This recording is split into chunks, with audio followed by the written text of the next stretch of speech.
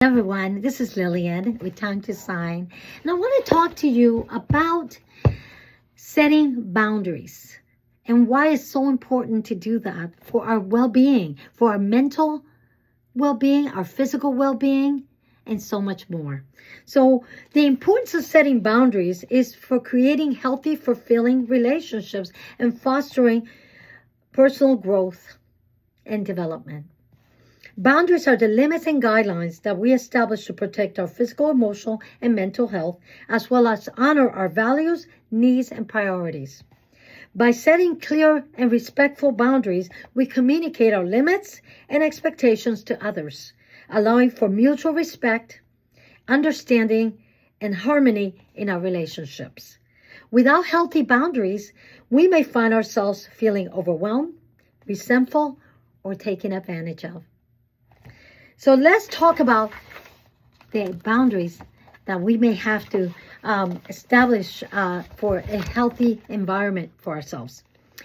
Time boundaries. Setting limits of how much time you dedicate to work, socializing, or other activities ensures that you have time for self-care and relaxation. A lot of times we get burned out really easily if we don't set healthy time boundaries. Emotional boundaries. Communicate emotional needs and limits to others and establish boundaries around how much emotional support or responsibility you're willing to take on. You know, this takes a lot out of us, especially if you're caring for young children, if you are having an elderly parent that needs a lot of care. So you got to limit yourself and give yourself grace and tell yourself, okay, I only have enough. I'm only dedicating this much time, and stick to it. Communication boundaries.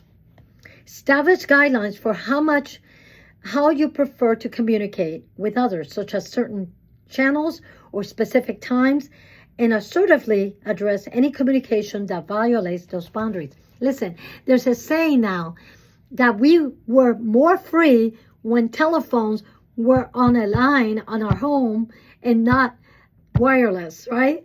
Because right now people think that they can get a hold of us anytime, anywhere, and even in the bathroom nowadays. So one of the things that we need to do is establish those boundaries and give yourself time to do certain things without having to communicate with folks right away. Physical boundaries. Clearly communicate your comfort level with physical touch, personal space, and assertively enforce those boundaries when they are crossed. Yeah, you know, some people don't like to be touched, right? So it's okay to tell people, I'm not a hugger, I don't like that, whatever it is. Establish those boundaries. Financial boundaries. Set limits on how you share or spend money with others, and communicate your financial boundaries clearly to avoid misunderstanding or conflict. Social boundaries. Define your preferences for socializing, including the frequency and type of social activities you're comfortable participating in. And decline invitations you don't feel comfortable attending, and set limits when necessary. Work boundaries. Yeah, that's a big one. Communicate clearly the boundaries around work responsibilities and availability outside of work hours, and expectations for communication and collaboration with colleagues. Personal space boundaries. Communicate your need for personal space and privacy, and assertively enforce boundaries around who can enter your personal space and when. Technology boundaries. Set limits on the use of technology, such as turning off notifications during certain times, and establish boundaries around how and when others can contact you digitally. Self-care boundaries. Yes, you gotta take care of yourself.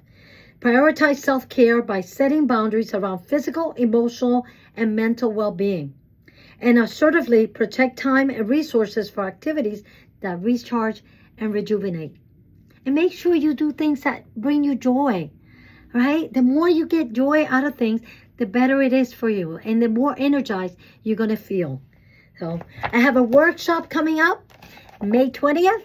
from 7 to 9. So that's a great time to come join us for the Serenity Within. And if you can't join us, there's a complete training already pre-recorded with the book, with the resources. So sign up. And if you can't attend the live webinar, you could definitely go ahead and do the self learning, pre-recorded learning, and get the toolkit, the ebook and other resources online. And I will download the actual training on the one that we're doing on the 20th, so you'll get to see it anyway. So thank you so much. And again, this self-care is a must for us to feel good about ourselves and have really good growth and development. Bye-bye.